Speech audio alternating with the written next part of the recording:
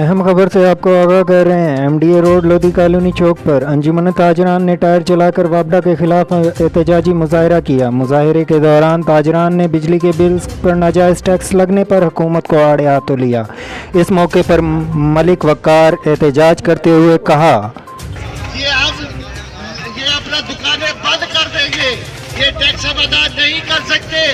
میں آپ کو یہاں ایک بات یاد کرا دوں، 2 مہینے سے اسٹینڈنگ کمیٹی میں یہ فیصلہ ہو چکا ہے کہ واپڈا اہلکاروں کو جو فری یونٹ دیے جاتے ہیں وہ ان کو نہیں دیے جائیں گے۔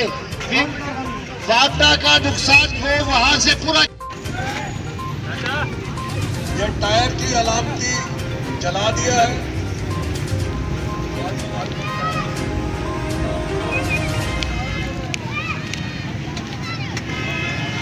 بھائی تشریف لے آئے، کرسی آ گئی ہے، چاچا جلدی کریں۔